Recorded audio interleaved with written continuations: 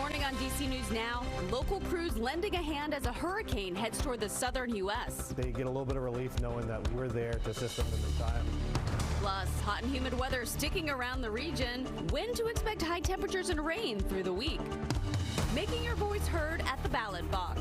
The last day of early voting in Prince George's County's special election. And a game changer in the fight against Alzheimer's. 5 years ago, if you'd asked me about blood tests for Alzheimer's, I would have said, tell me another joke. When blood tests could appear at your doctor's office. Plus, a photo finish for the gold. A DMV athlete achieving goals and making history at the Olympics. You're watching the station covering all of the DMV. This is DC News Now. Well, good morning. It is 8 o'clock right now on a Monday morning. Thanks for starting your day with us here on DC News Now. I'm Tanaya Wright. And I'm Corey James. We'll get to Liberty in just a moment. Let's start things off with Jackie before we get to the commute with the forecast. Yeah, we're talking about out there right now. It is a bit warm and muggy, and we're going to continue to notice the heat and humidity building out there for today and tomorrow. Then we see a cool down later this week with some beneficial rainfall, but that rain could be associated with what would be the remnants of Debbie as we get ahead, especially towards Thursday and Friday. Out there right now, quiet start across the DMV, the leading edge or the outer fringes of Debbie right now. The cloud cover as far north as Raleigh, North Carolina right now, but where is the eye of the storm? That made landfall across parts of the Big Bend region of Florida at the 7 o'clock hour, and that eye continues to move its way farther inland and will be impacting southern Georgia as well as Florida through the day today, but that track still has it push over across the southeasternmost parts of the United States, bringing incredible amounts of rainfall over the next several days. So back here locally, today and tomorrow, it's going to be hot and humid, so plan for that. Then we see a bit of a cool down by Wednesday. We're back to the lower 80s, more cloud cover, and the threat for some scattered showers and storms expected Wednesday. That'll be associated with a front that does push its way through. Then we're looking at what would be the remnants of Debbie that could bring even more rainfall for Thursday, Friday, and Saturday. Keeping a close eye on that track as we look ahead towards later this week and into this upcoming weekend. But more details of that 8-day forecast coming up. Liberty, what are you seeing on the roadways at this hour? Well, you're going to see jammed traffic if you're traveling through southeast DC. Here is a long stretch of red right here along DC 295, and this is because of a medical emergency in that area, and that is going southbound at Pennsylvania Avenue Southeast. So if you're traveling through southeast this morning, expect major delays because crews are responding to that medical emergency along DC 295. I'll send it to you, Tanaya. Thank you, Liberty. Parts of the East Coast bracing for the impacts of Hurricane Debbie. It is currently a Category 1 hurricane. And Debbie is expected to break records with significant amount of rain hitting the south. The storms could potentially cause severe flooding in Florida, South Carolina, and Georgia. Florida Governor Ron DeSantis says emergency crews, they're standing by to respond to calls. He says the state is also preparing for the worst. Activated the National and State Guards to be ready for search, rescue, and humanitarian assistance. The Florida National Guard is standing by with 3,000 service members. And parts of the Northeast, like New York, are also preparing for remnants of Debbie to bring widespread rain. And as it has already made landfall about an hour ago, crews in Maryland and Virginia, they're already heading down south to help with emergency efforts. That is right. DC News Now's Yamari Sase is live at the Virginia Task Force headquarters in Chantilly, where crews left last night for South Carolina. Yamari, good morning. Yeah, good morning. Well, it's all hands on deck when it comes to Hurricane Debbie. Crews here in Fairfax County actually just left the facility yesterday, gathered all their equipment and headed down to South Carolina. Crews also in Maryland left last night around 8:30. Both teams making their way to South Carolina to help out FEMA over the next 2 weeks. Now, according to officials, Tropical Storm Debbie upgraded to a Category 1 hurricane yesterday. And as meteorologist Jackie mentioned earlier, that it's already hit landfall in the area today. Now, it's also supposed to make its way to South Carolina tomorrow. Now, forecasters expect heavy rain and catastrophic flooding, and the impact could last until the end of the week. Now, Montgomery County and Fairfax County are sending over crews of about 45 members each. Several other counties across the region are also pitching in, each of them bringing along boats and canines. Now, their main goal is to help with the search and rescue and also provide relief wherever the people of South Carolina may need it. Our main mission is search and rescue as well as potential water rescues. We're ready to serve our community, not only here in Montgomery County, but also in South Carolina. just seeing the people when we're there to help them, seeing that they get a little bit of relief knowing that we're there to assist them in the time and problems that they've been going through, just as an extra little bit of relief for them. Now, crews are expected to return today. Now, here in the DMV, we could see a little bit of Hurricane Debbie later on this week, and that will mostly be in the southern part of the DMV region. But stick with us on DC News Now, on air and online, and we'll be able to bring that to you. For now, reporting in Chantilly, Virginia, I'm Yammer Sase, DC News Now.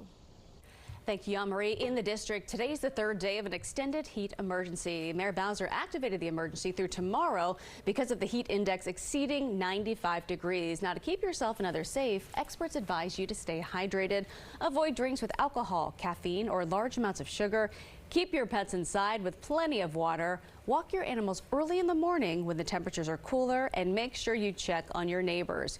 Children, older adults, and people with disabilities are especially vulnerable in the heat. And if you do need a place to cool down, DC has a map of available cooling centers. You can see it right here on your screen. To find this, visit heat.dc.gov. And we do have some sad news from the D.C. Mayor's office. Mayor Bowser announcing Saturday her father and longtime D.C. advocate Joe Bowser has passed away. The mayor released a statement saying, quote, "For 52 years, my dad has been at my side, guiding me, cheering for me, loving me." She went on to say Joe Bowser was tough, he was bold, and he was uncompromising when it came to doing what is right, and I wouldn't be where I am today without him. Joe was 88 years old. 8:06 is your time on this Monday morning. In Maryland, a 5-year-old boy is dead and another child injured after a bounce house flew several feet into the air and crashed during a baseball game. This happened Friday night at Regency Furniture Stadium in Waldorf. Charles County deputies say strong wind gusts caused the bounce house to fly around 15 to 20 feet in the air. They say kids inside fell out before it landed on the field. The child who survived was taken to the hospital, we're told, with non-life-threatening injuries. And take a look at this. Police believe this white Honda Accord was used in a shooting that injured 4 people in Northeast D.C. This happened overnight Saturday on M Street in Noma. Police say officers were in the area when they heard gunshots. Investigators say 33-year-old Antonio Williams and 18-year-old Terrence Osborne Jr. both were killed. 2 others were taken to the hospital with non-life-threatening injuries. Right now, a $50,000 reward is being offered for information leading to an arrest. Time right now is 8:07. Developing now, a man is in custody after Greenbelt police say he tried breaking into a woman's home in Maryland. Officers say the 20-year-old was passed out in front of a building with an open bag filled with drugs and a loaded gun with a scratched off serial number. They say this happened around 4 a.m. yesterday morning near Mandan and Greenbelt roads. Police say the suspect was taken to the hospital. He is facing multiple charges, including possession of a firearm and possession of drugs. And as the new school year is approaching, some college students are gearing up again to protest the war in Gaza. This comes after dozens of college campuses saw pro-Palestinian protests in the spring. Student activists say they are demanding their schools to divest from companies associated with Israel. They are also pressuring their schools to release statements condemning the war in Gaza. However, several schools, including Harvard, say they are remaining neutral on political issues. During last school year's protests, many students were suspended, some of them still facing repercussions. And DC News Now is your local election headquarters. Ranked choice voting officially on the ballot for DC voters. The DC Board of Elections voting to place Initiative 83 on the general election ballot after supporters gathered enough signatures to qualify. Ranked choice voting is allowing voters to rank up to 5 candidates in the order they prefer. If approved, the initiative would also give independent voters the ability to vote in primary elections. For people living in Prince George's County, today is the final day of early voting for the special election. Polls open at 10 o'clock this morning and will stay open until 8. Make sure you do bring a valid ID. The special election is being held to fill the vacated at-large seat left by former Councilmember Mel Franklin. If you miss your chance to vote today, you can still vote in the primary election day, which is tomorrow. And in Virginia, the State Department of Education is holding a meeting on the new cell phone ban policy. It is going to be held this morning online at 10:30. This comes as Governor Youngkin signed an executive order to ban cell phones from schools. Some school districts in Northern Virginia have already restricted phone use during the school day. The cell phone ban is expected to take effect next year.